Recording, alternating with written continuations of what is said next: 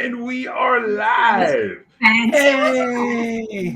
Hello, everybody. Welcome to our live stream. Thank you for joining us. Anyone who is here, feel free to chat with us in the live chat. We will respond to you. So I'm going to introduce everybody around. We are here back for another episode of Game Night Insight. Of course, this is the show where we have game night table talk type discussions and we share them with you. The topic today was actually chosen by our special guest, Xoe, who is here with us.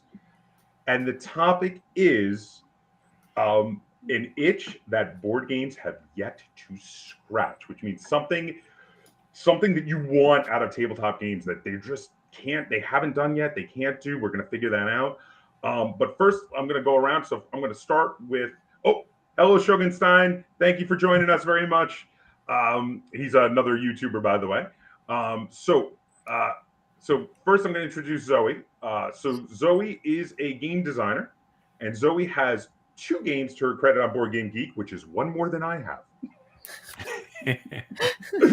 So I do want to show real quick the 2 games that Xoe has to her credit on Board Game Geek are Persuasion, as we can see here, and Opacity.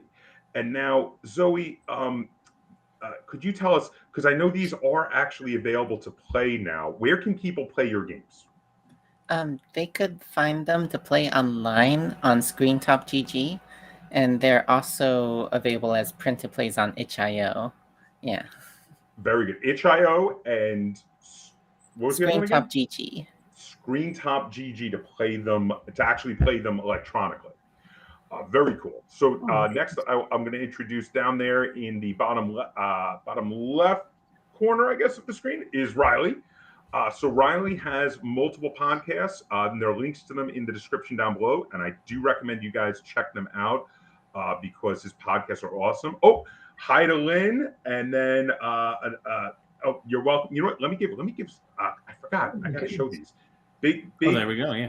Big shout out to Shogunstein because he is awesome, and then also a shout out to Lynn who's in watching, and a big shout out to a regular viewer of mine, Kurt Bertling, who says, "Ooh, I've been waiting for this." So welcome. I hope the wait was worth it. Ooh, I hope we get Angela back there.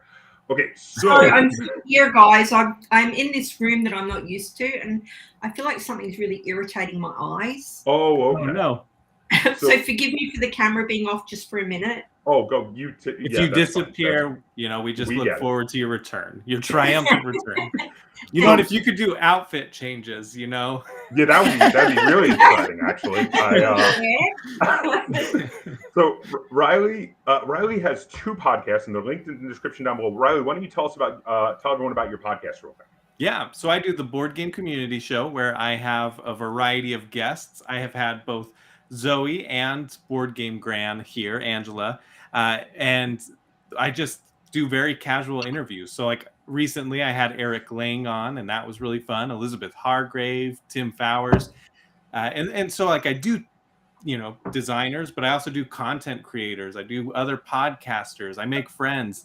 We had an episode where we played Zoe's game Persuasion, and I cut in clips of the gameplay and then talked about it afterwards and just like inserted those clips. It's one of my favorite episodes, and that game is phenomenal. Like go play Persuasion, because it really is just so good.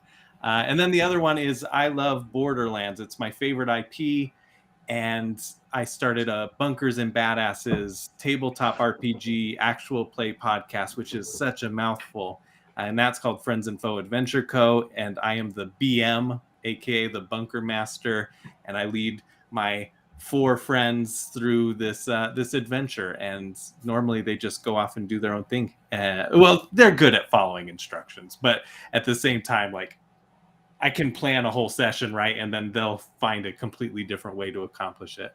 So it's been fun. So, and I'm highlighting Shogun some big names on the podcast, and I wanted to highlight that because it is so true. There are a ton. I've listened to a bunch of episodes, and it's awesome. I highly recommend checking it out for anyone who hasn't checked it out yet. A big hello to Brian Chandler. Hi, all. I can't stay long tonight, but I want to drop in and say hello. Hello, Brian. Hi. Brian has also been on my podcast. He is very colorblind and does some game design, and he also like helps out with When am other I gonna be on companies. the podcast? I know. I was thinking about that. Let's get you on this month. Fair enough. Yes, let's. We will talk off the stream. Nope, But, let's set it up right now. No, I'm just kidding. And then finally, we have Angela here. Last but certainly not least, Angela has 2 YouTube channels that I have been a big fan of and watching for her older channel for ages, and then the newer channel as soon as she made it. Her older one is currently known as GirlyGamer. It actually has gone through a few name changes that I've been with through it. And the newer one is Board Game Gran. And now on GirlyGamer, she does a lot of stuff talking about tabletop games as well as video games and VR. And she has some older videos where she used to do some customization of Nerf guns and props and costumes, which were really awesome. And then her Board Game Gran is specifically like short form board game content, which is really awesome. And I just want to also say I love it when she does the pimping out of board game components on her channel, because those are great. And that is Angela over there, who unfortunately is having allergies. I am really struggling, and I don't usually either, but I don't know what it is. I'm at my daughter's house. I'm not usually in this room. It's my son-in-law's office. So I'm not sure what it is he's got, whether it's some kind of air thing or... So I can only apologize if my camera goes off from time to time. So I can cry. We totally get it. We totally get it. Big hello to Sky Larson for joining us. Hello, Sky. Thank you so much for joining us. So Sky is... I'm going to say Sky's another guest, and his game, he worked with Tim Fowers to do Paperback Adventures. Like, Paperback Adventures is his kind of baby. Very cool. Oh, that's amazing. I don't know if I've heard that episode yet. I'm going to have to go look for it after this. So real quick, before we get into the topics, just we go through usually a few quick things before we go into the topics. I have a bit of news. Does anyone else have any news stories they want to talk about real quick? Nope. All right, so I've got a couple quick things I want to address. So the first thing is we talked about last episode, we talked about the game Aldara and how it had been canceled so they could bring it back later. It is back up on Kickstarter and it's already funded.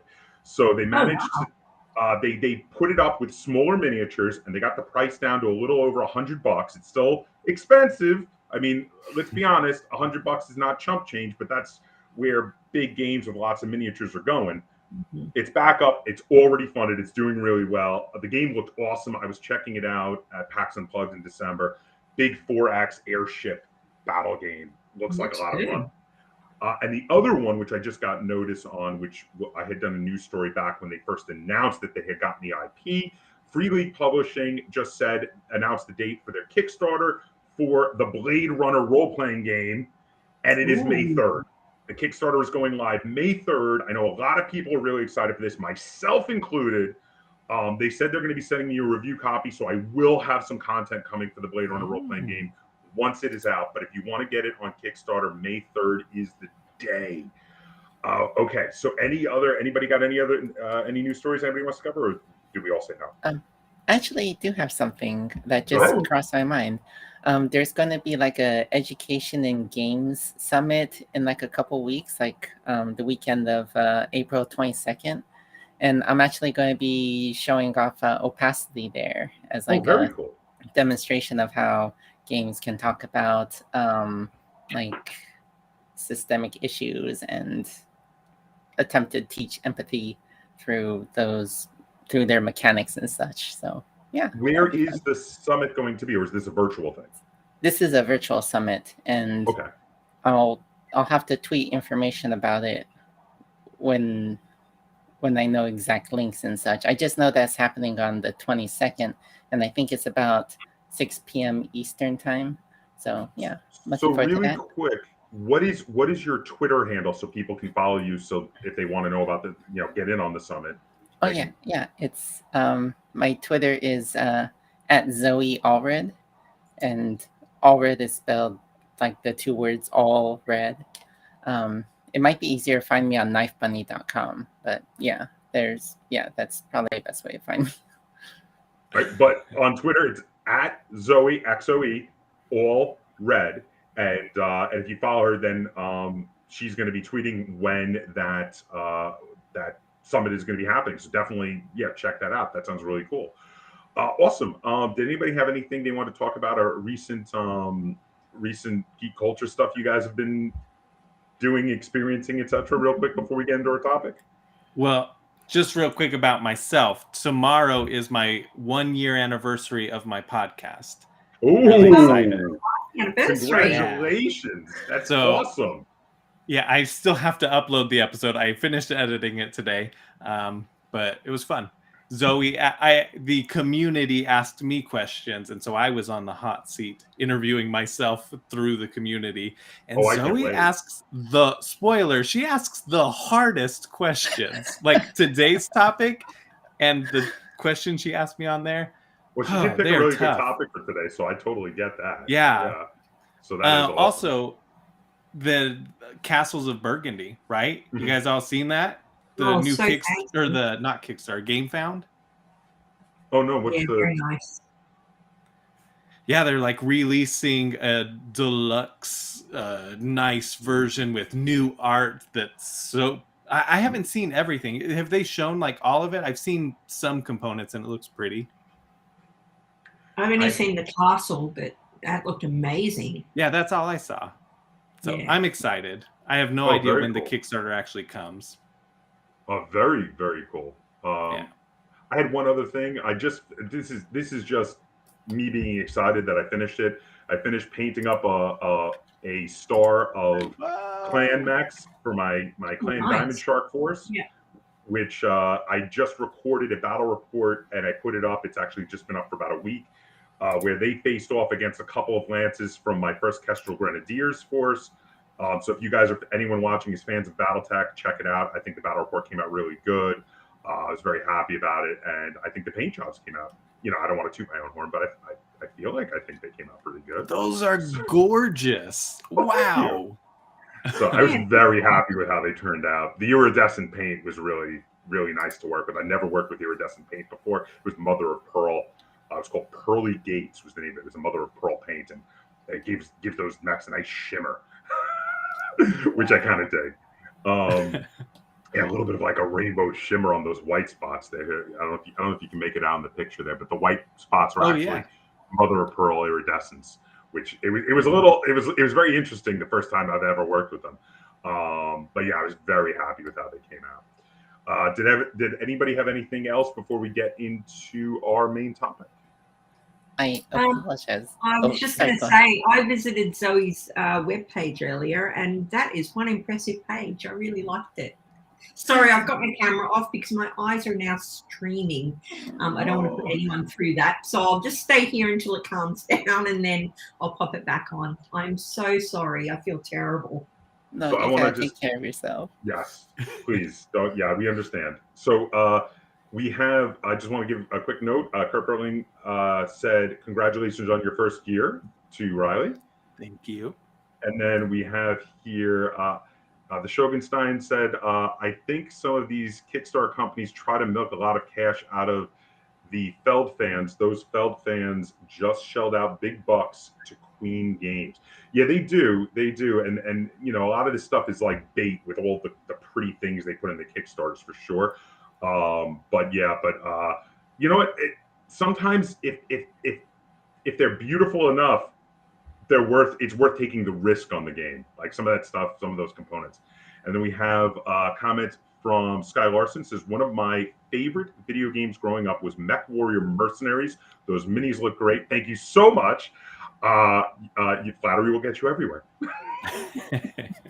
Mech Warrior was a good game, right enough. That was yes, absolutely. So now, speaking of which, we were talking about our topic, which Zoe picked, is. Wait, did you have another news thing? Oh, sorry. Oh, I was just going to mention that Library Labyrinth, which was on Kickstarter in I think March, successfully funded. It feels like news to me. Oh, very cool. Game that I'm really excited. Jess, who was also on your podcast, just all the big names. That game is awesome. It features all these different women through history and stories, and even has like some non-binary representation in there. So I was really happy about that. Library Labyrinth. Yeah. Very cool. I don't know if they're doing late pledges. I would assume so. Most Kickstarters do, but the game looks great. I haven't checked this one out. I'm gonna have to take a look at it. I haven't seen it. It's kind of like a dungeon crawler, but through like a library, and you're facing literary challenges and using, historical or fictional characters that are all female or non-binary. Interesting. I like the whole using historical and fictional characters that you would find in books, since you're going through a library. That's a fun concept. I dig that. I'm gonna have to take a look at this Library Labyrinth. Plus, I love the alliteration. I mean, right. I love alliteration in titles. So Library Labyrinth, that's freaking cool. I dig that. I'm gonna have to check this out.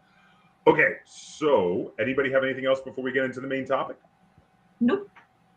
Yeah. So again, sorry, say again. I say I'm done. Thank you. Okay. So one more. No, I'm just kidding. Okay. No, totally kidding. Oh, you're just messing with me now.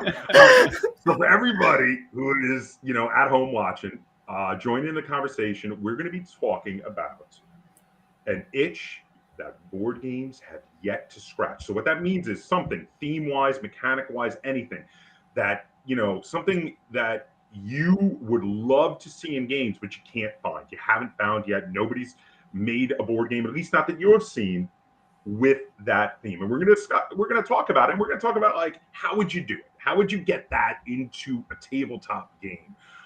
I think we can have some fun with this. So who wants to go first with theirs? We should have like a little wheel that just rotates and picks someone, because Riley just volunteered.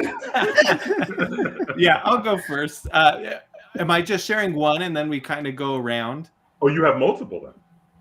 I guess I kind of have two. Well, you know what? I'll just say on both of them. I only have one. If you want to save one so you can come back later, that's fine. Sure. They're kind of tied together. You should go. Oh, okay. If they're tied, I was gonna say you should go first, and then we could go around, and then we hit you again. Does everybody else only have like the one? I've one. Got like I have like the big one, but I have a couple others I could talk about.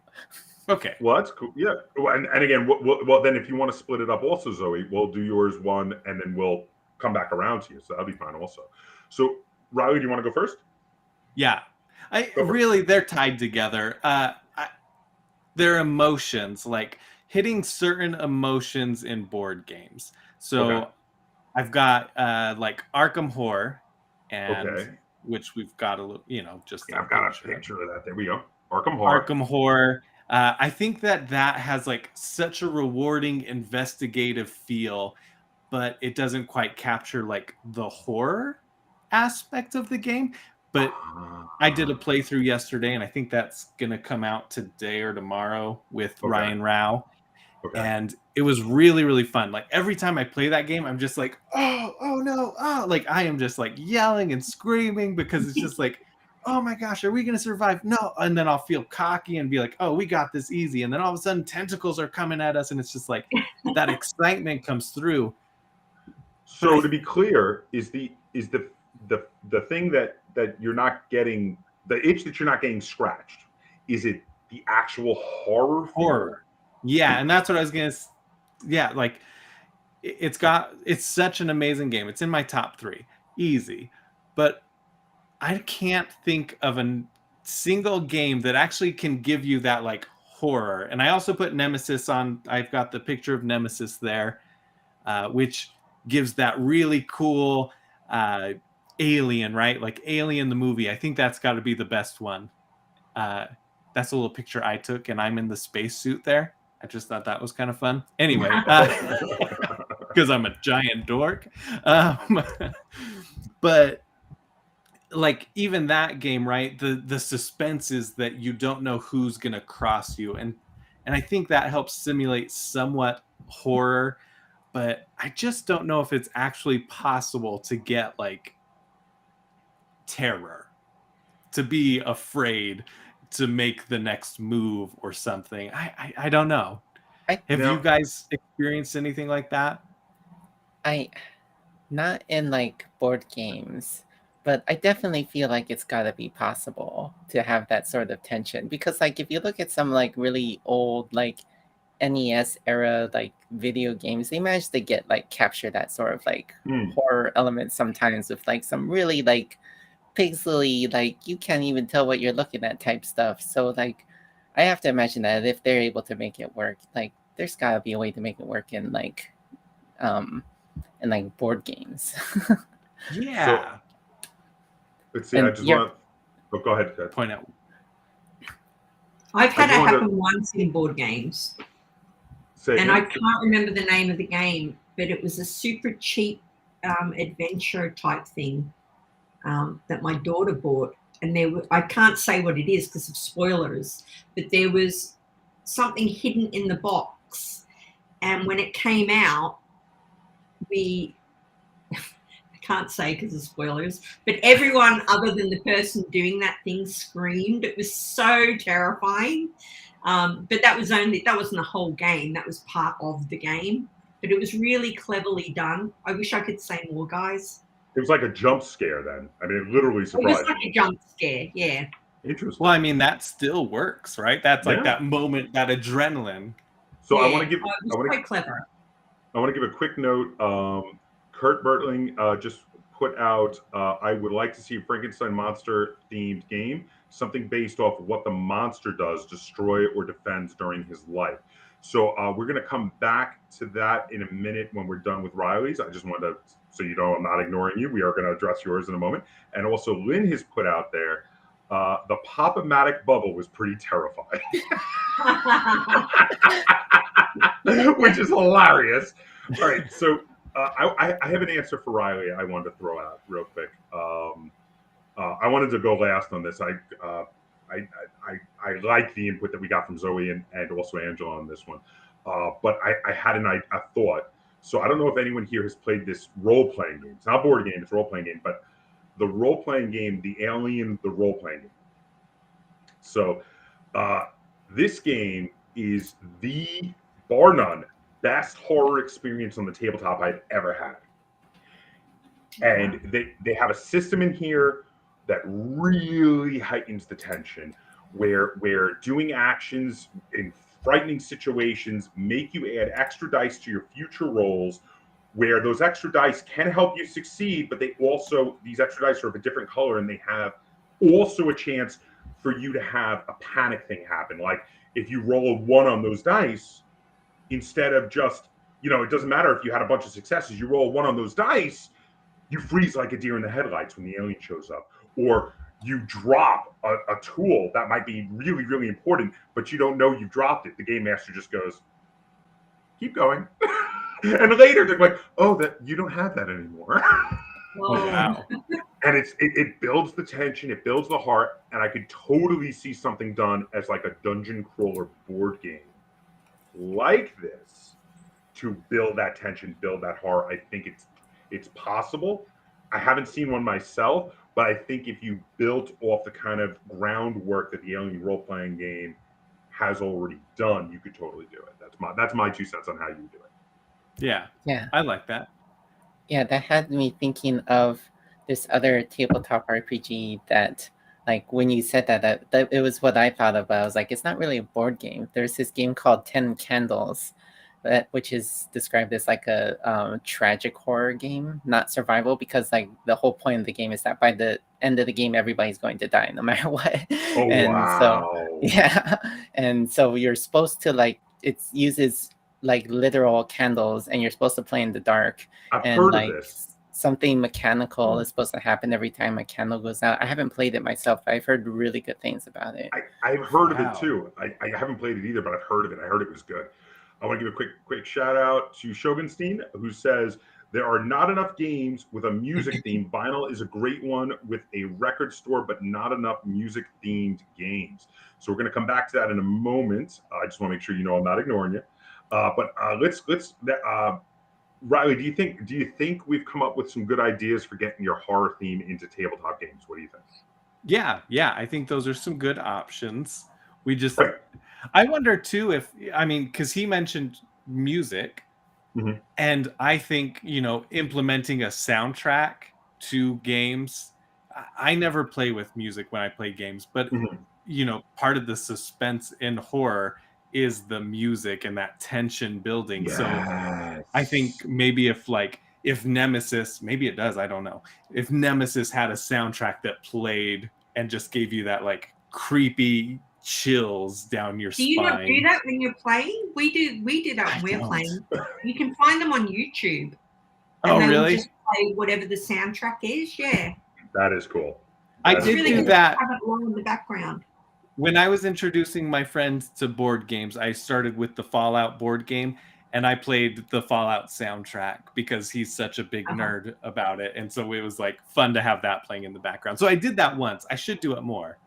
Yeah. Especially with soundtracks without like lyrics, I think is a big thing, so that you don't people don't start singing it, right? I would do that. All right, so go ahead. I really want to see a board game that uses like an analog record player now. Oh man. So quick note, Sky Larson says the soundtrack in Mansions of Madness helps make it a bit more immersive than other Arkham games for me. So is that some creepy music then in the soundtrack of Mansions of Madness? I haven't listened to it. That's awesome. That is really cool because I mean, so I use music like that in role playing games to get people immersed, and I definitely find it very useful at that. So that is really cool. I'm really curious, actually. Mansions of Madness, that because that's an app-driven game. I wonder if app-driven games might be a good way to build that tension and that horror of being like, I don't know. They could even have like an implemented timer, right? On like you have it pulled up on your iPad or whatever, and then it just like pops up. Something pops up, or the music intensifies and something comes up. I don't know. So also, I could totally get that. Shogunstein also says the Big Easy Busking has a great Spotify playlist for while you're playing. So there is a channel there that you can go to. So real quick, so very cool. I think we've addressed some good ways to get some horror in games. I want to go over one of the ones from our audience real quick. So the first person who had come in with a topic was Kurt, who had, I would like to see a Frankenstein monster themed game, something based off what the monster does. So I guess from the monster's perspective, destroy or defend during its life. Thoughts? What do you guys think?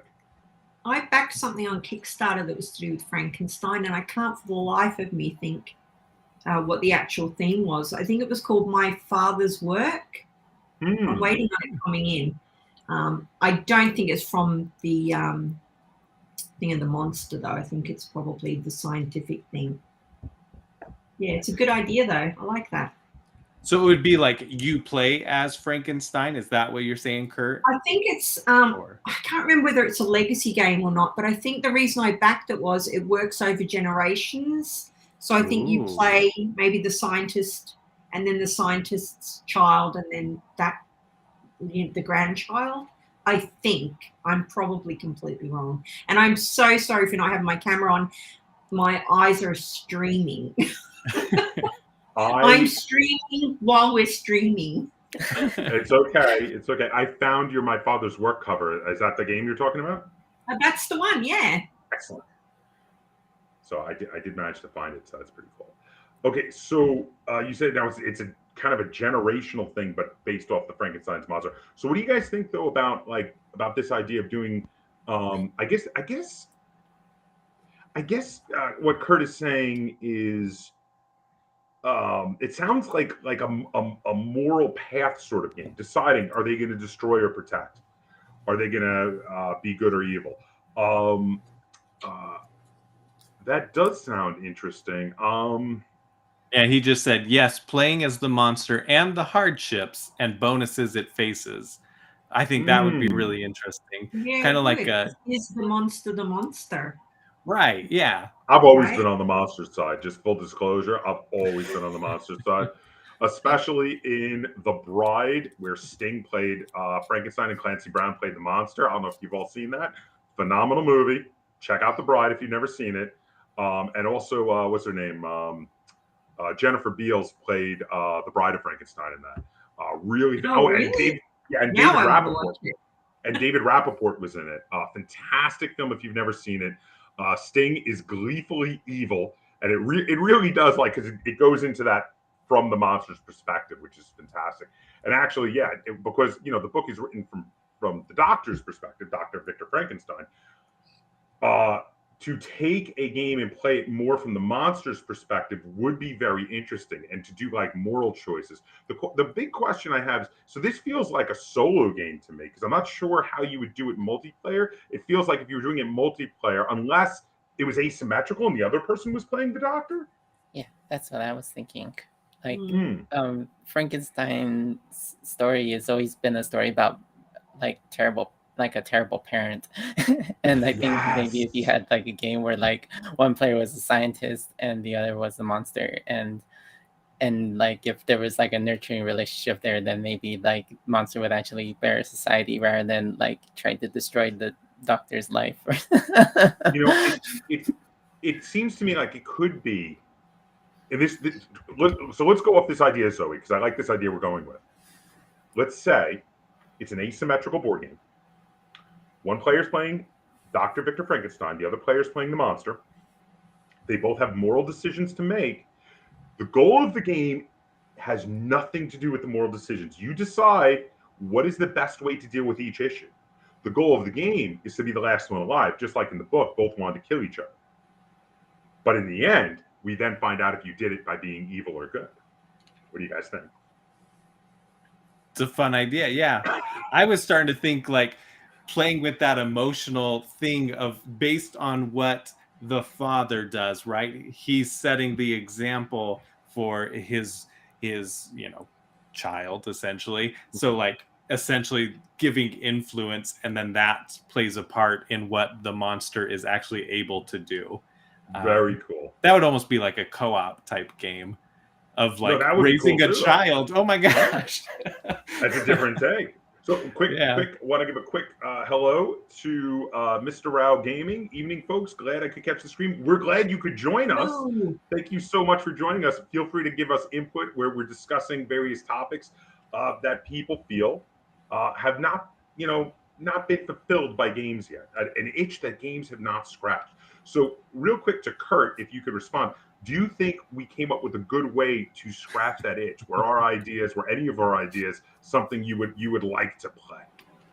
I'm going to say while that's floating out there, Ryan, Mr. Rao Gaming, I played Arkham Horror, the card game, with him last night. So his channel is where you will find our playthrough. I don't know if it's uploaded yet. Oh, nice. It was a long one. Quick hello to Badger Mace 345. Just wanted to stop in and give the Board Game Caps some support. Thank you so much. Thank you so much for joining us. If you can't stay, I get it.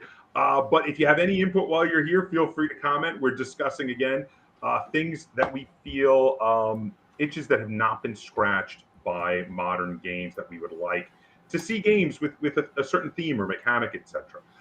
So while we're continuing on, we have another one that the Shogunstein had thrown out for us on there are not enough games with a music theme. Vinyl is a great one with a record store, but not enough music themed games. Thoughts? I know. I'm trying to think of that. I've tried to think of like actually trying to come up with a game where you could like put notes on and you set up the player. Like as a designer, you would have to set up the player to be like, well, are you going to play it as a dissonant chord? Are you going to go like major, minor, and make it so that when you're finished with the game, maybe there's an app, or if you have a piano or something, but that would make it so you had to be musical. But like if you could have an app that could just scan it and play the music back for you so you could hear this thing you've composed in the game. I think that was really interesting. Hypothetically, you're talking about a physical piano component that makes sound, because that's awesome. Right, yeah. Have you played Drop Mix? Played what? Drop Mix game? Drop Mix. It comes with cards and you put the cards on and it makes music. It's not a board game, but it's really cool the way that it works. And you can make your own mixes by using the cards. See, that's how it could be done. Like make it an actual physically musical game, Yeah. That would be Before we- fascinating. Before we move on to someone else's idea on this, I just want to give a quick note. Kurt responded about our concepts with the Frankenstein's monster themed game, and he loves the asymmetrical idea that Xoe and I collaborated on. So Xoe, we need to talk about this. I've actually been thinking about a game along this line. Oh, awesome! That's fantastic. We'll talk later. And then, what's this? Lynn's commented, we played that once. It didn't work properly. We played. I'm guessing the drop mix. There we go. Drop mix. Oh yes, drop mix. She means. So she was not. She said that one didn't. I don't remember this one actually. It was really no, I do remember. I do came remember out, now. And then it was going really cheap, like months later.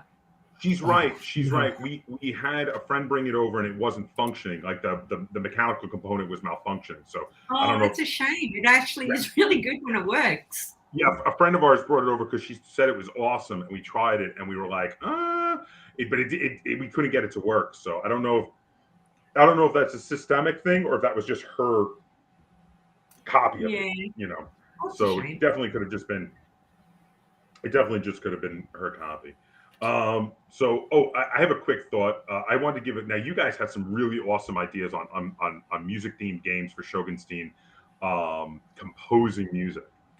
I have a different idea. What if instead I'm going to turn it into an economic simulator? You're running a record store. You have to choose what to spend money on based on what's hot this week. and then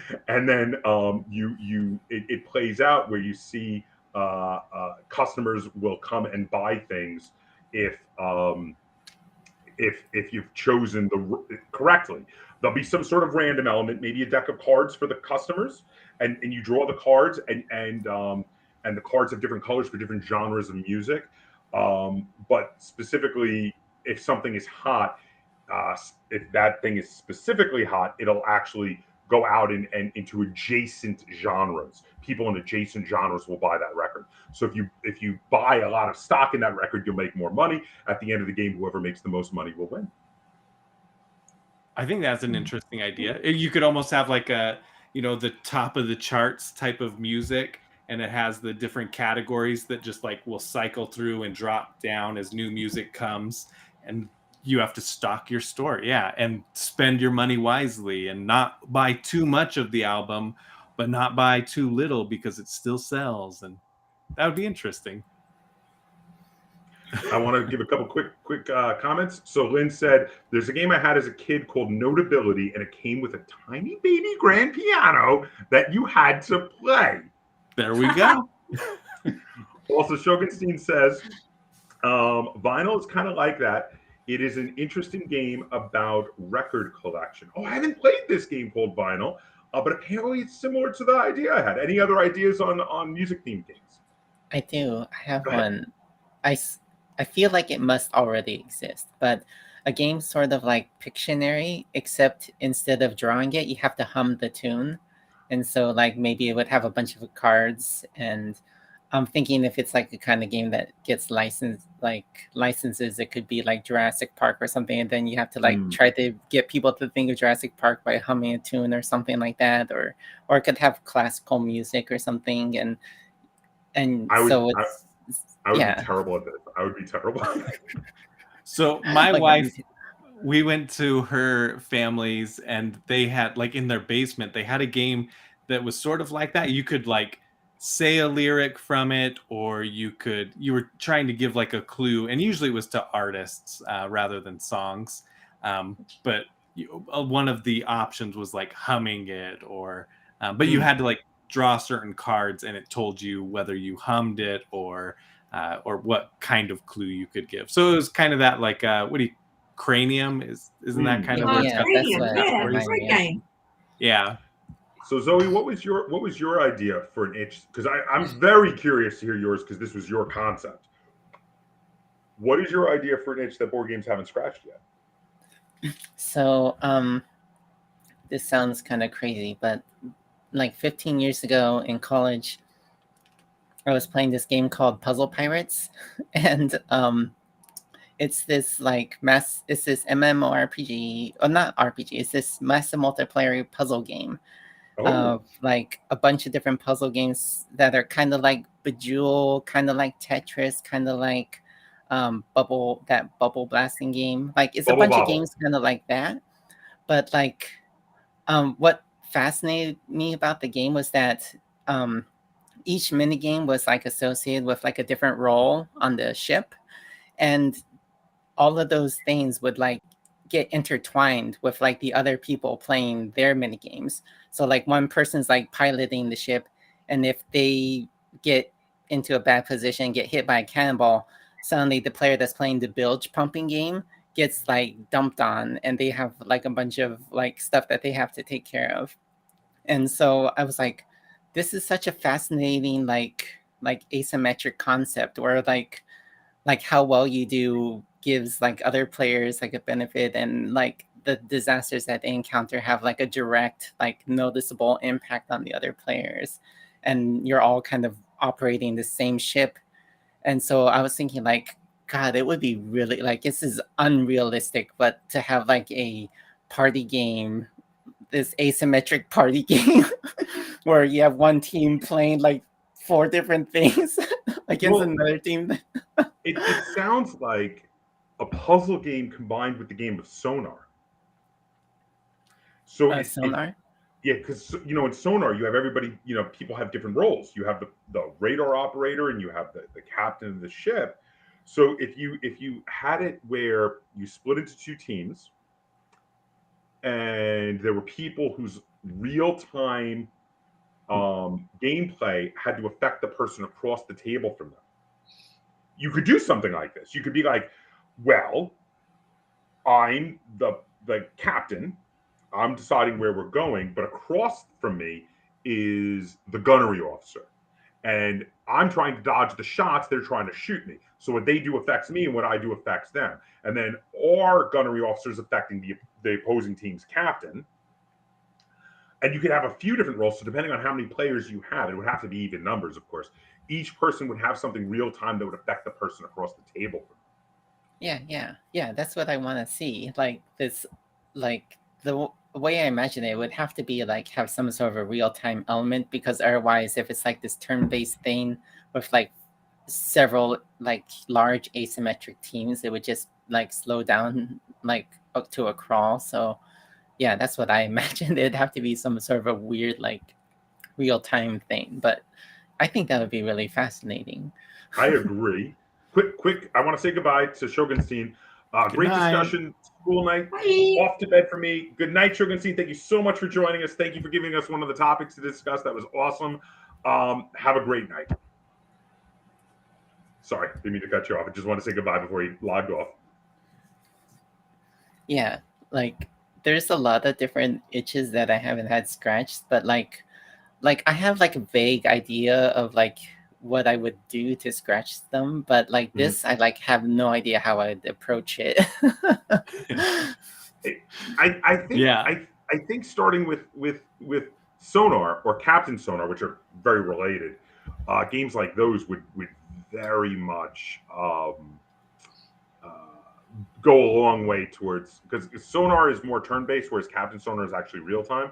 But both of those have this kind of feel where you're piloting, in those cases, submarine, and there's always like there's players who affect what the other players are doing. The sonar operator is paying attention to what the captain on the other team is doing, and vice versa. I think something like that is feasible. It would take a lot of design work, of course, but I think it totally could be done. Yeah, this is like way above my design capability. You just start one task at a time. Yeah. Fair enough. I know Angela's going to love this one. Any thoughts of making a Vampire the Masquerade as a board game? I'm thinking multiple player takes on Kane. So that would be like a 1 versus many game, a 1 versus all. There's numerous Vampire the Masquerade games already out. Yeah, I had seen one at Gen Con. I remember. That's what I was just thinking. That there were some. What? I haven't played any of them. Have you played any, Angela? I've played one of the older ones that came out was called Vampire the Masquerade Prince of the City. Mm-hmm. That's quite an old one, but the newer ones that came out, I'm trying to think of what they were called. I've got them as well. Heritage, Vampire the Masquerade Heritage. Rivals is a card game.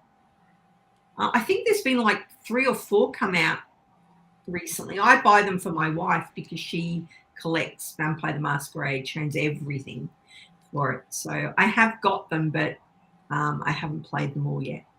I feel like a Vampire the Masquerade game, to capture the role-playing game, at least to capture like the politics between the different clans, it feels to me like it would have to be some sort of bizarre semi-cooperative with backstabbing, with like hidden roles, and you're going to stab each other in the back to try to get your objective and stop your opponents from getting their objective. And also drama. There has to be drama. Oh yeah. Yeah, the Heritage one's really nice. It's got a lot of character detail in it. Like if you're looking for a Vampire the Masquerade game, that is the one I would point you to. I'm hoping I'm pointing to the right one. I think I am. And I think my eyes better, so I'm going to put my camera back on. Hopefully. See how long I last. Yeah. Well, I hope so. I think I found it. Let me just see. Give me 1 second. But so you said the Vampire the Masquerade Heritage game. Yeah. Give me 1 moment to get it up. Legacy type thing. So it was a legacy game, so it was made to be as a campaign then. Yeah, you put everything that you've done, like you put it all in one envelope so that you remember. Is this it? Is this the one? I don't think that's the cover I've got, but I've got a slipcase on mine, which is a cream color, and I think that's it. It looks like okay, cool. Anyway. Excellent. So in which case, why don't we jump into Angela? What is your itch that board games have yet to scratch for you? All right. So if you know me, and I know Riley knows this because I think we've actually played together, I love Animal Crossing. It's my favorite board game. Have you all played Animal Crossing? I have not. But right, I know Zoe has. So we're 3 against 1. It's just an easy. There's no conflict. You're just doing your thing. You're collecting things. I'm a big collector. If a game has got collecting in it, I am like all for it. And you're just going about your business. And I feel like there's no board game out that has done that. I know Stardew Valley apparently does that, and I own it, but I haven't played it yet. But just no aggression. There's nothing bad happening. You're just building up your character. You know, you might buy some new clothes. You might expand your house, put some new furniture in there. I would love a board game that does that. I would play it all the time. But now, how would you win? I think because in the game, right? Playing. You win by playing, yeah. By building an awesome, if we're talking New Horizons, right? Like they've got the rating system, right? Like they grade your house, they grade your island, and so maybe it's like certain items, almost set collection, like having different sets can up your rating, and the way you decorate things. Maybe there's zones on your island so that like it feels like over here's my Lost themed area. Over here's my Alien themed area.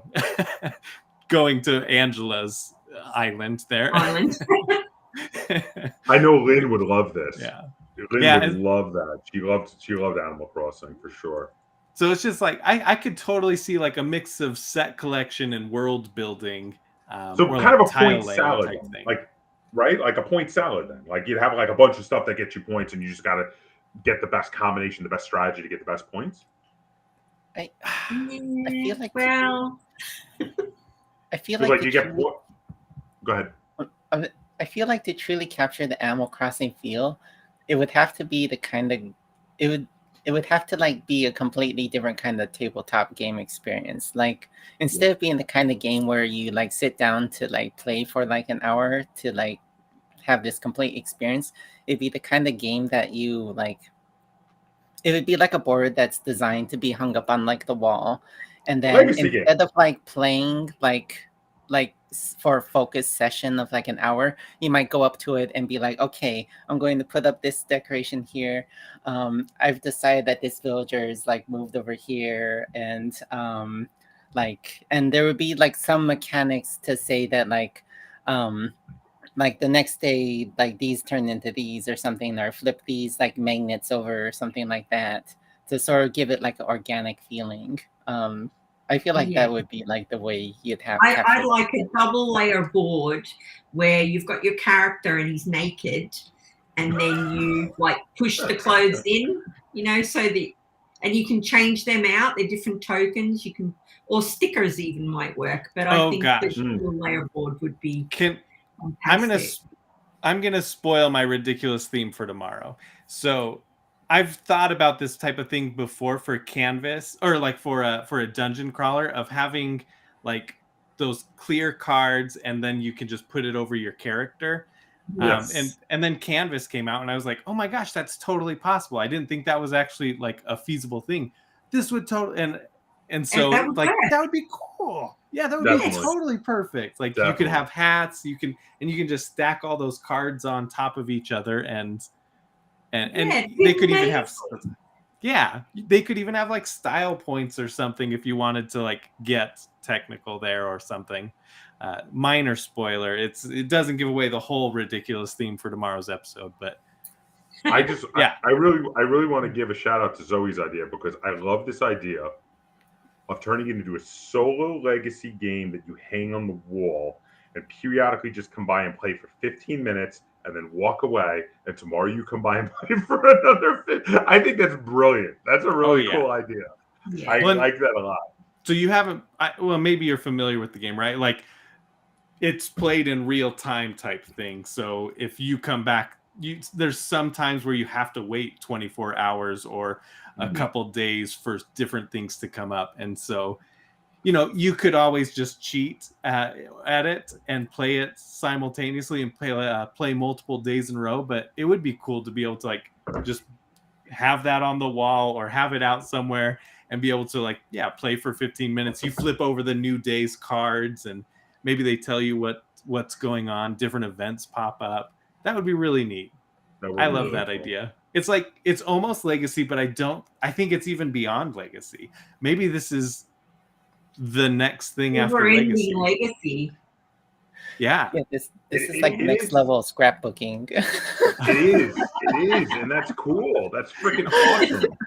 That is so cool. So Zoe, you have to make that now, because that was awesome. Yeah.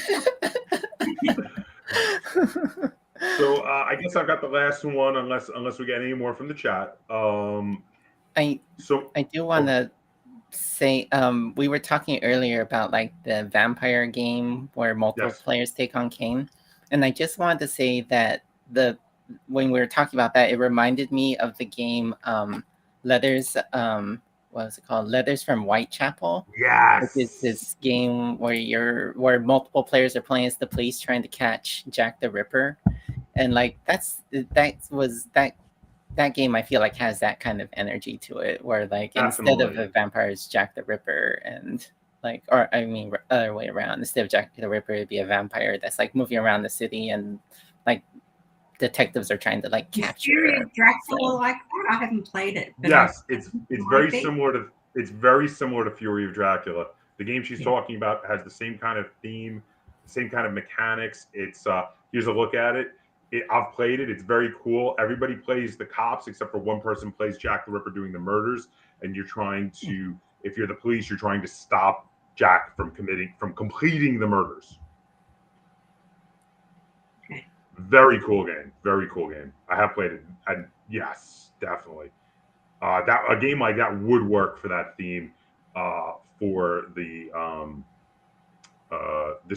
this comment for the Vampire the Masquerade that is multiple players taking on Kane.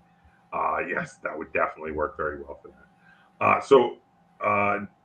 Very cool. I had one last one real quick to my only one. All right, so I love like sim board games. I love board games that let you build a town, city, space station, Colony on Mars, things like that. Things that let you simulate building up these things. And I've liked a lot of these in video games, and most of them from video games have been done in board games. But there's one that I feel there's never been a board game that quite captured the feel of, and that was the video game of Roller Coaster Tycoon. Oh man, I've talked about this before. Oh, yes. It's such a good game. You build out all the amusement park rides, and then when you want to build a roller coaster, you either take an already designed part of it, or you can actually design the roller coaster yourself, which is really awesome. There's been some games that do like amusement park sims. My favorite of which was Arcadia. Arcadia was fantastic.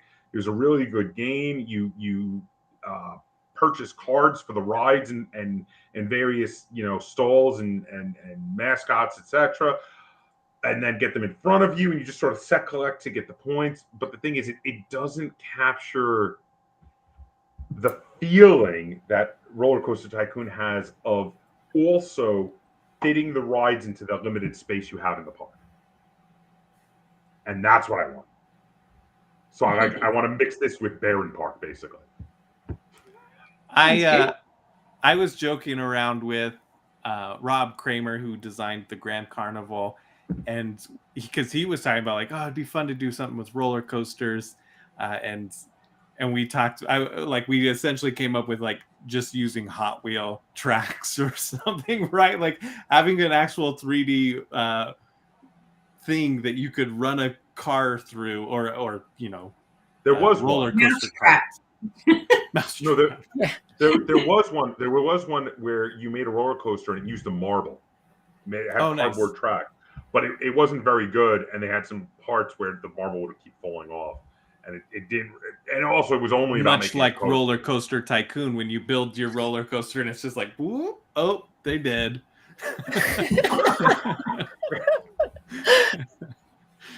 And you can also drown guests, I'm guessing, right? Yeah, I guess that would be a possibility in my version. But only if they were vandalizing or littering, Right, of course.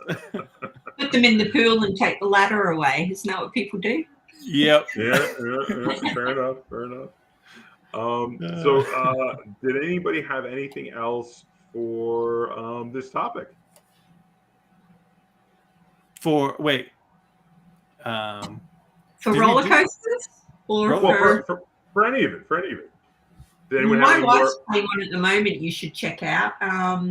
Which one? Coaster World something.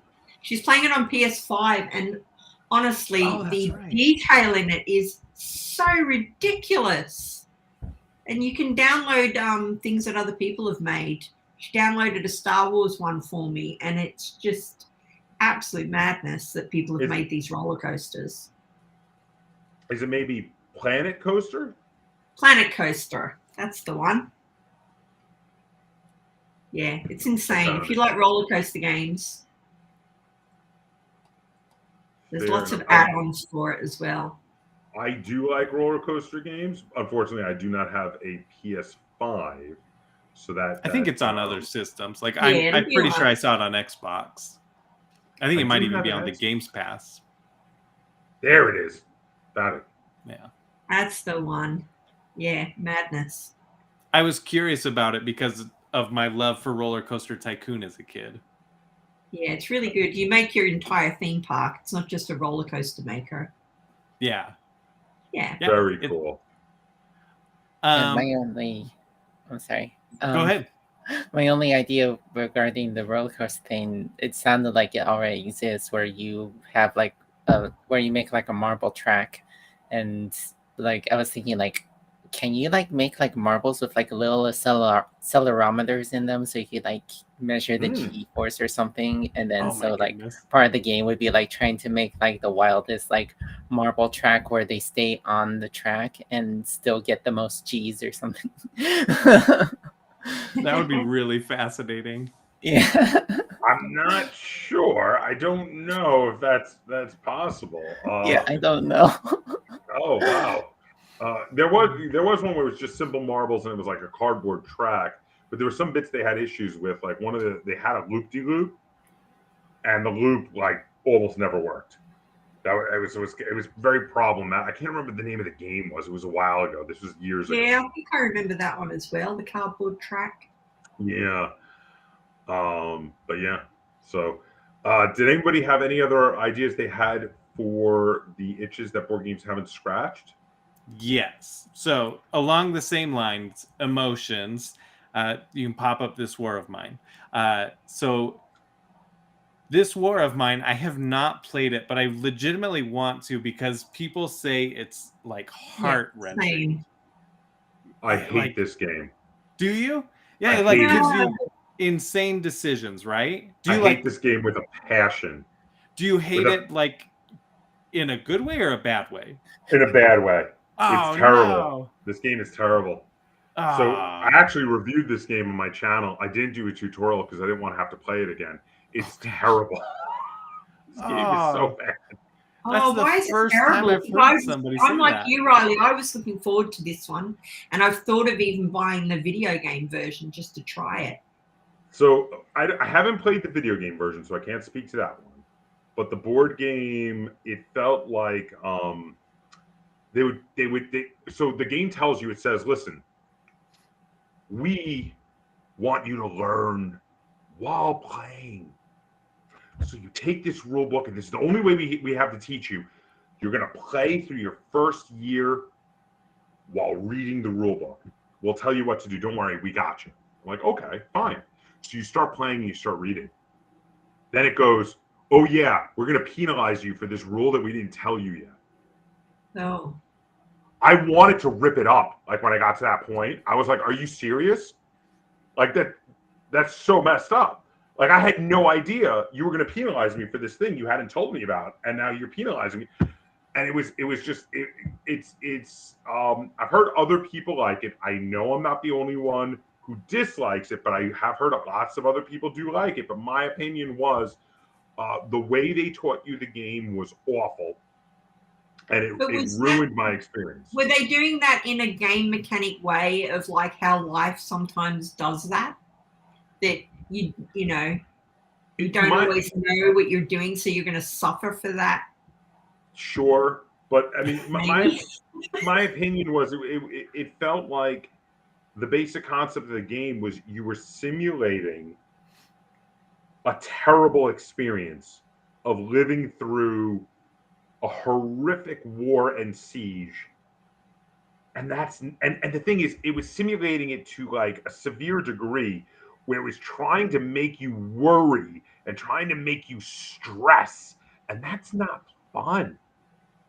See, and that's what I'm with Riley on this one, though. I think I would enjoy that because of the emotional connection that would give me while I was playing it. That's the other thing. I didn't feel an emotional connection with any of the characters. Like when it was like, oh, you can pass this guy by, or you can murder him and take his stuff. It's like, fucking murder him. I was like, I feel no emotional connection. I was like, I feel dead inside about this game now. Oh, I was like, it's terrible. See, and that's what I want. I want that emotional experience. And I think I love watching a movie and getting attached to a character, watching a TV series, and then just like, they experience heartbreak, they experience hardship, and like I just am bawling because of it, because I relate to them so much. And this game, like everyone has told me, like this game is not a happy game. This isn't a fun game. It's more of like an experience of like you try to do your best, but likely you're gonna die, or you're gonna do something that's gonna kill somebody else, or you're gonna you got to choose between what characters you feed, and it gives empathy. Like when you're playing The Last of Us, that's how you feel, right? You can't always make it. I haven't played it either. I know. Well, that's a video game. It's not a board game. Sorry. Yeah, I did get a PS4, so now I can play it. But yeah, like I want that emotion. I would absolutely love it if a board game could make me cry, and that's the thing that I want. That's the thing that the itch that is missing is I would love for a board game to make me like feel so emotional that I weep. I'm with you. I agree totally. Yeah, I would love to see that. We have so many like films, like dramatic films that make people like tear up. Like I watch Up and I cry every freaking time. You start the first 2 minutes and you're crying and that. Yeah. I'm like, okay, I'm done. I'm good. Like, I feel like board games have to be able to pull this off too, right? Right? Yeah. Like give you that heartbreak. Well, Rado cried, didn't he? Rado cried when he played Pandemic Legacy. Have you seen that video where in his video, he actually starts crying just thinking back to what him and Jen did when they played that game. Oh my goodness. Yeah. Wow. That's incredible. That we is love incredible. Pandemic. We haven't played season 0. What do you know what season it was that he cried at? Just the first one. Okay. Yeah. We loved it. And there were some tough things and some story, like they do give you story, but and maybe a legacy game is the best like option to give that of like building up over the course of multiple games and getting you attached to like side characters and your own character, and then eventually like having something heartbreaking happen. I don't know, but then I could see like people like Josh, right? Like who are just pissed off because it's just like I spent all this time and now you're just like taking this away from me. It was built in, like you screwed me from the beginning and now I'm angry instead of like sad. So it just depends. Different people react differently. Okay, I want to say that if a game actually did make me get so invested, like Zoe and Riley and Angela are all saying, that it made me want to cry, but in a positive way, that's fine. That's not how this game felt. Remember earlier? No, I want to cry from a sad way. No, okay. I get that. That's not how this game made me feel. This game made me feel like nothing but negatives. Like it made me feel like the game had stabbed me in the back. The game had tricked me. It did not make me feel like I identified with any of the NPCs. It just felt like every turn, it felt like it was being smug and keeping something out of my reach. And by the end of it, I was like, I want to burn this. I want to put it in a steel drum and light it on fire. And then I want to stir the ashes, throw some alcohol in and light it on fire again. This has only like strengthened my want to play this game. Like, because it has elicited such a strong reaction, right? Like, even if you didn't terrible. Like I hate it with the intensity of a million white hot suns. Wow. But yeah, I will definitely. It's on my list. I want to play this game. I might buy it this year. We'll see. I might buy it tomorrow now.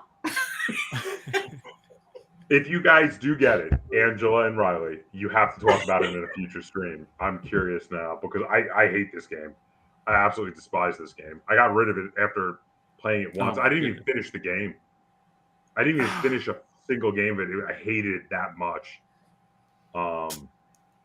Yeah, maybe I'll even try and record my first playing of it just to see if because if it makes me cry, I'm not ashamed to cry. Like, no, but it didn't make me want to cry. But for me, it might. It made me want to commit arson, not want to cry. And then you might cry because there's smoke in your eyes. Who knows? No, I like the smoke. Smoke is good. Smoke is wonderful. Yay, burning plastic. So yeah, I want to cry. That's my itch. Give me a board game that'll make me cry in tears of sorrow. I love it. Zoe, did you have? Oh, go ahead. No, I was just going to say the board game has to get you into it and care about the characters then. Yes, absolutely. Zoe, did you have a second one or other ones? I do. There's this movie called like Time Crimes. And I love that movie from Spain. Yeah. Oh my God, I love that movie. And I feel like I want there's like a million time travel games, but nothing really I feel like captures that like feeling of like that you're actually like that really captures that sort of time traveliness the way I would like to see it portrayed. And I feel like time crimes, like I feel like it would be interesting if you had a game that somehow managed to capture that impossibility that like you're interacting with yourself, but then you're like somehow like setting yourself up like for actions that you do when you end up going back in time. And like I don't know, I think yeah, that's the one. I am with you on this because I love that movie so much. I'm a bit of a cinephile. I watch a lot of weird, obscure movies, especially in other languages. And Time Crimes is great and brilliant. Its eternal logic is flawless, which is so hard to do in a time travel movie. Yeah, there are very few like time travel movies that I feel like capture that like time travels this, because like there's always something where my brain cannot like get past the suspension of disbelief, where I'm like, why didn't they just go back an extra 5 minutes, or like stuff like that. Like, but like Time Crimes captures it like really well. Oh yeah, I got one for you. Oh, go ahead. Oh, have you played Anachrony? Anybody? I have. And that didn't. Wait, what? Don't say anything bad about it. No, just kidding. Go ahead. I didn't like Anachrony. I'm sorry. Thousands. No. I don't hate it like that other game, but I was not a fan. Sorry. So yeah, it wasn't big. Oh my gosh. Because you're talking about it, it's like, yeah, you can go back in time and borrow something, but then you've got to later go back in time to repay it. Otherwise, you could suffer anomalies and like, and something's coming because of time travel. The big disaster is coming. Oh my gosh, I loved it. I actually it's my birthday this month, and so that was my birthday treat, is that I finally caved and ordered it and the miniatures from Germany. And so I was like, wow, yeah, it's my birthday. I can treat myself, right? Treat yourself. Yeah. But man, I thought that might be the hit. But other games, I agree. Like Time Stories didn't hit it right for me, and I don't know. Zoe, I got an idea for you. I thought of something. So picture a card game. Everybody gets a hand of cards where they have various elements in them. And you play it like a storytelling card game, something similar to the game Once Upon a Time. I don't know if you ever played that one, where everybody plays story card elements and then they have to keep the story going. The idea is you are telling a single story. You're playing the cards out on the table that involves time travel. If you play something that can't happen because of the time travel, you get called out on it. You discard that card and you have to draw 3 new cards. The first person to run, if whoever's telling the story, if someone else can play a card that they mention, like in Once Upon a Time, they throw the card down and steal control of the story. Whoever can end the story with their last card wins the game. Oh, that sounds interesting. I like the sounds of that. But you have to keep it all internally logical. Like it's like an interesting like combination of a card shedding game with like a sort of tabletop storytelling. I'm gonna have to check. What's this game called? Once Upon a Time? Once Upon a Time. Let me get a picture of it for you. Okay. But yeah, Once Upon a Time. Really cool storytelling game. I'm starting with that as the basis, but then you add in the time travel mechanics of having to make sure that there'll be cards that involve time travel, and you have to make sure that the logic of the game stays internally consistent. Is a very important part of it, basically. I like the idea though of like solving a crime. Like you could do a murder, right? But you can't travel to the time of the murder because then the murderer will see you and then they'll just kill you, right? So you have to like time travel back in time and then start establishing like motives by time traveling, and then go back to the future and question them, knowing this past information, and kind of filling that out. I don't know, that's an interesting concept. That reminds me that I still need to try that game, That Time You Killed Me. Oh, I love that game so much. I keep hearing about it. I'm like, that's a game where you do that, where you're like time traveling, and I think, right? Or I posted a review of it, by the way, not long ago. So if you're interested in checking it out, I posted a review of That Time You Killed Me, and yeah, spoiler alert, it's awesome. I loved it. It's fantastic. Here's an older edition of Once Upon a Time. That game is great, by the way. Oh, we have another chat. Is there a Teenage Mutant Ninja Turtles board game? I think there could be a lot of possibilities to making it and defeating Shredder. There's been a bunch, actually. Yeah, it has. There's one that I really actually want to try, and it's kind of got that dungeon crawler type, by IDW Games. Yeah, I saw that one. And they've got like a lot of content for it. I think they did like 2 or 3 Kickstarters for it. Yeah, it looks awesome. But I think IDW Games did they shut down? Did they? I don't know. I can't remember. But they had so many different IPs that were just gold.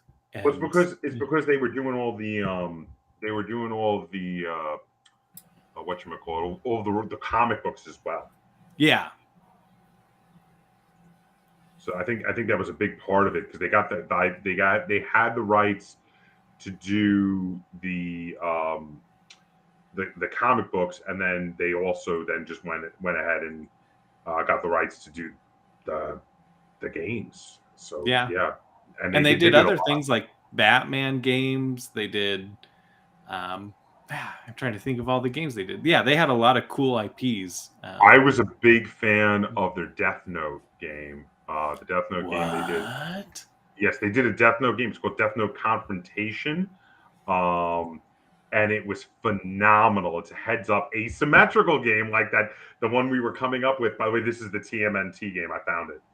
Nice. The Death Note Confrontation was a heads-up game with where you were like you either played as Kira or as L, and L is trying to find out the identity of Kira and trying to trick them into giving away their identity, while L is trying to kill all of the criminals that they want to. Phenomenally done game. Now I gotta find out a picture of it real quick to show some. Does it have that one annoying character, Mina? No, she's not in it. Okay, I'm sold. Oh,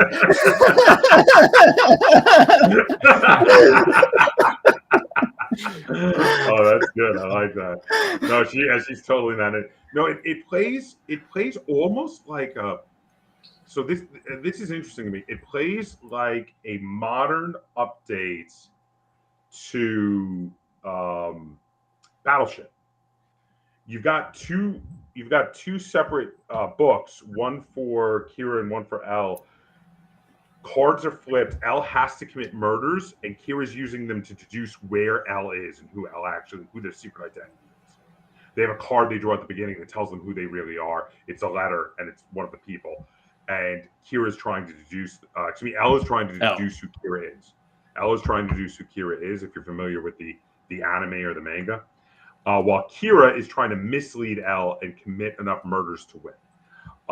Really clever design. I did a review of it a long time ago. It's like an old review of mine. But yeah, short version, this game is great. Absolutely awesome. Probably one of the best official IP games out there. Really well done. Really captures the feel of the anime. And I'm a huge fan of the anime. I love Death Note. So yeah. Oh, interesting. That brings up other itches that aren't scratched, like a good Lost board game. Certain IPs need a really solid board game, but Battlestar Galactica, right? They've got a bunch. That's like the holy grail of. Well, Battlestar Galactica got multiple board games that are great. I mean, they also have the Battlestar big Galactica one. Starship Battles, which plays out the dogfights. Oh, really? Which is phenomenal. I'm really sad it's out of print now because that game is fantastic. I did a bunch of videos on. I did a battle report. I did a review on that. I love that game. So well done. So yeah. Do we have any more other itches? Any other itches? Let's talk about like wishing there was IP games. There's this television show called Infinity Train, which I'm not sure if you've seen, where like I'm afraid I might be spoiling a bit, but like people get like stuck onto this train and they are like stuck on there until they self-reflect enough to like figure out why they're trapped there or something like that. And so Is it an animated show? Yeah, it's like a children's animated show. And I think it would be interesting if you could somehow capture that sort of story in the board game where you're like where you have to like somehow like do this like self-reflection or go on hijinks and be stuck on this train. I have got a very silly I've never played the Desperate Housewives board game, but Organized Fun, the podcast, reviewed it the other day and the other week, and they had it so like you had a secret and you would go around the board, and they had trivia, which I think is so dumb because it makes the game inaccessible to anybody. But like, I have a secret, and it's like I'm having an affair with my gym whatever, and gym instructor, personal trainer, that's what it would be, right?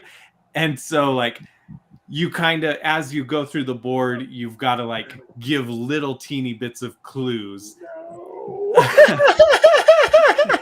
Is this a real thing that you're talking about? This is a legit thing of Desperate Housewives, which I think like, but one of the other secrets was like, my grandma goes and leaves flowers on people's doorsteps just to be nice. Like, so some of them are like scandalous and some of them aren't. But anyways, you could do the same type of thing with like having random train stuff come up, or like almost take Mysterium, right, where you put on clues, and so you're putting out like a train card that's like forest and whatever else, and it's supposed to teach them a lesson. And so like I've got the self-reflection that Zoe needs to learn. I have the answer key, and she needs to learn to value her time better or whatever. And so like I've got to give a clue. I've got to walk her through these like series of train cars to give her those clues and help her piece it together. And then when she gets it, you know, then we move on. I don't know exactly how that works, but I don't know. Interesting. I can see Zoe's mind like ticking over there. This is since I about the Desperate Housewives game. I had no idea this exists. Ever since I heard the Desperate Housewives game, my mind has been like, I really want to play with this idea of like secrets and being able to, you know, like find out secrets, but that actually would work really well of being like, no, I want to help them like figure out what their personal growth is. Or maybe they just have like challenges, and it doesn't even have to be like clues, but you know, I set down this challenge, and then if they accomplish the challenge, I can give them a clue about what the thing is, what their that what sounds their really goal interesting. Like, yeah, wow, yeah. So like it's almost like one player knows the other player's like goal, and like is trying to set up obstacles to try to have them like figure it out like without telling them or something. Yeah. That is weird. That would be a fun space to play in. I think on that note, we're going to call it, because we've been going for about an hour and a half. That's a good amount of time. Yeah, poor Zoe's been standing the entire time as well. You have been standing the whole time. I've been standing this. They say that is healthier. I hope everyone watching and everyone who watched this video after we live streamed enjoyed it. We're gonna have to come up with a new topic for next time because we forgot to ask people what we should talk about next time. But we're gonna have to come up with a new topic for next episode. If anyone's in here still, quickly suggest something. Yeah, I was gonna say, yeah. But I hope everybody enjoyed it.